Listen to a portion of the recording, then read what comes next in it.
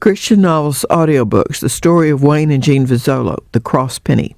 Episode number 86. I think mine's bigger than yours, Sean snickered. No, I'm certain mine's bigger, Colton laughed. Look. Curious, the three amigos looked at each other, jumped up and raced into the bunkhouse bathroom and began to take sides. Matt and Jonathan looked at each other, shook their heads, and rolled their eyes as they got up to see what was going on in that bathroom. Hey, what's going on in here, guys? Matthew asked. Jonathan, bring your camera. We've got to get pictures of what I'm seeing in front of the mirror. Jonathan grabbed his camera and started taking pictures of Sean and Colton.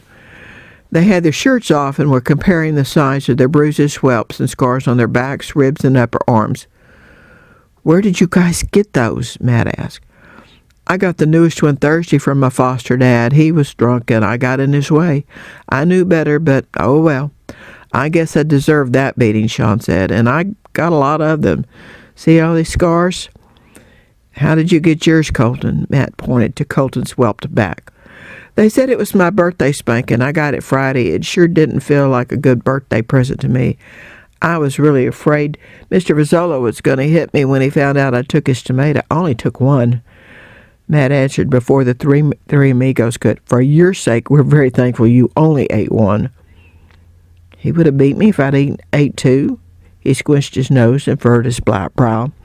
No, Jonathan said. Very bad people put some very bad poison on those tomatoes. Had you eaten more of them, or if the sheriff's officer had not been there, you probably would have died. You mean poison put me in the hospital? It wasn't the tomato? That's right. Matt shook his head. We'll show you tomorrow when we meet. What we mean? Look, Colton, look, Parker interrupted. Wayne and Jean found me a year ago next week, and they've never hit me or slapped me or beat me. Except for Tony pinning you to the ground, the other two amigos laughed. That sounds like something Tony would have done, Matt nodded. That's for sure, Jonathan agreed. Who's Tony? Colton asked. Tony was a Vozzolo's only child. He was a little guy, but that didn't keep him off of the wrestling team in the high school. He loved the thrill of challenging someone bigger and then promptly putting them on the ground. But here, no one has ever hits on anybody. Where's Tony now? Sean asked. Tony was killed in a tragic mudslide in the Philippines during a mission trip earlier this summer, Matt said. Oh. Let me get some more pictures. We'll record both of your stories tomorrow, and we'll make sure that your foster parent, Sean, and your foster parent, Colton, never do this to anyone else, okay? Jonathan snapped picture after picture of both boys. Okay, guys, do you have any other bruises or anything? Matt wanted to know. No, they never hit me where anybody could see them, Colton said. Oh, the hospital took a bunch of pictures of me, too. Same story here, Sean said. Nobody could ever see anything if I kept my shirt on. Sure got in trouble a bunch when I wouldn't dress out in PE class. You too? Colton nodded. Come on. Let's sit on our bunks, Matt motioned. I want to tell you my story. You're right.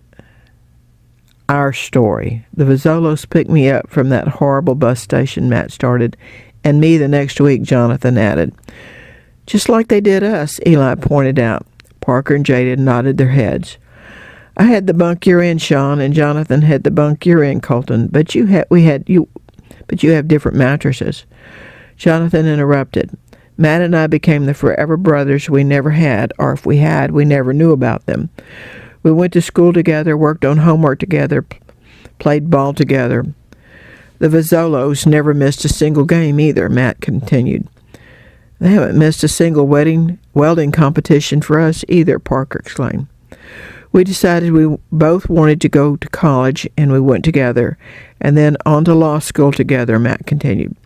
Wayne and Jean never missed a graduation or our weddings.